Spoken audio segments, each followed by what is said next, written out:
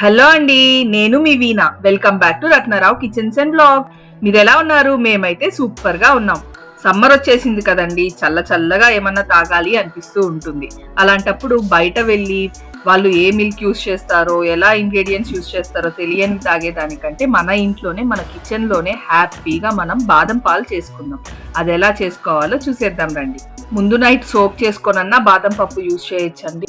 లేదంటే అప్పటికప్పుడైనా కానీ ఒక కప్పు బాదం పప్పు తీసుకొని ఒక కప్ వాటర్ తోని బాగా బాయిల్ చేసి ఆ వాటర్ పోసి కొంచెం సేపు సోక్ చేసుకోవచ్చు. ఇలా సోక్ చేసుకోవడం వల్ల హాట్ వాటర్ లో మనకి బాదం పప్పు పీల్ అనేది ఈజీగా వచ్చేస్తుందండి. మీరు మా ఛానల్ ని ఫస్ట్ టైం చూస్తున్నట్లయితే ప్లీజ్ డూ సబ్స్క్రైబ్ అండి. ఆల్రెడీ మా సబ్స్క్రైబర్స్ అయితే ఈ వీడియోని మీ ఫ్రెండ్స్ అండ్ ఫ్యామిలీతో షేర్ చేయడం మర్చిపోకండి.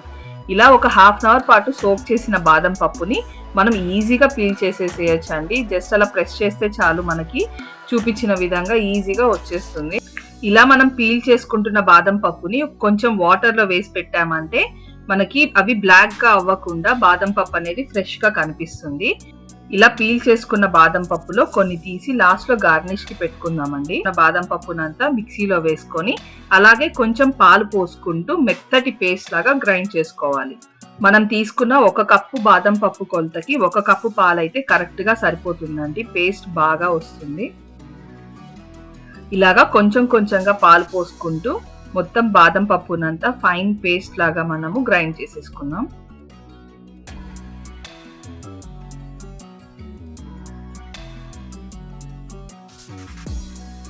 చూసారు కదండి, ఈ కన్సిస్టెన్సీ వచ్చేంత వరకు మనం బాగా పేస్ట్ లాగా మిక్సీ చేసుకోవాలి.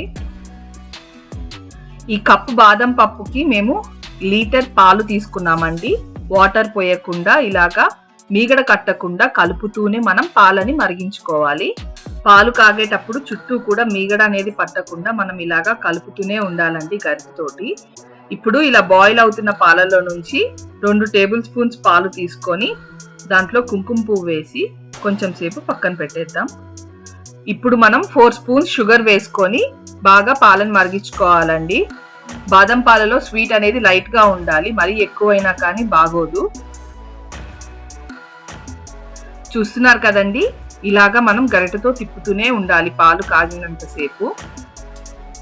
వాటర్ పోయకుండా కాచిన పాలు కాబట్టి త్వరగా మసిలిపోతాయండి. ఇప్పుడు మనం ఇలా బాగా కాగిన పాలల్లో మనం ముందుగా గ్రైండ్ చేసి పెట్టుకున్నాం కదా బాదం పప్పు పేస్ట్, అది అంతా వేసి బాగా కలపాలి.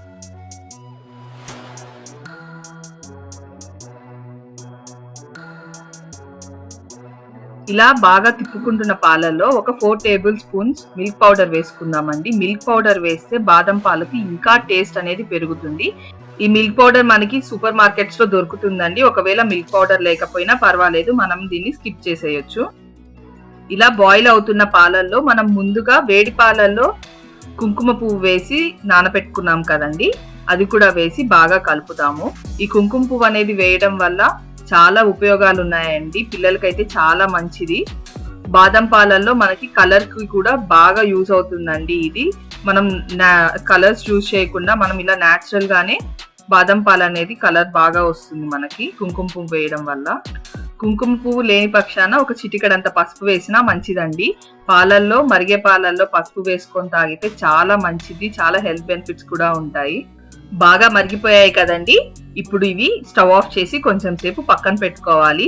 మీగడ పడకుండా బాగా కలుపుతూనే చల్లార్చాలండి మనం బాదం పాలని. ఇలా చేసుకున్న బాదం పాలని వేడివేడిగా అయినా తాగొచ్చు, లేదంటే ఫ్రిడ్జ్ లో పెట్టుకొని కూల్ అయిన తర్వాత అయినా తాగొచ్చు. నేనైతే గ్లాస్ బాటిల్లో పోసి ఫ్రిడ్జ్ లో పెట్టుకుంటున్నానండి. మార్నింగ్ కనుక మనం ఇలా చేసి పెట్టామంటే ఈవినింగ్ పిల్లలు స్కూల్కి వచ్చే టైం కల్లా రెడీ అయిపోతాయి. హెల్దీగా, హ్యాపీగా కూల్ బాదం పాలు మంచిగా తాగేస్తారు. ఇవి ఫ్రిడ్జ్ లో పెడితే మనకి 2 days పాటు స్టోర్ చేసుకోవచ్చు అండి. మనకి పిల్లలు ఎప్పుడు కావాలంటే అప్పుడు తీసి కూల్ గా ఇచ్చామంటే హ్యాపీగా తాగేస్తారు.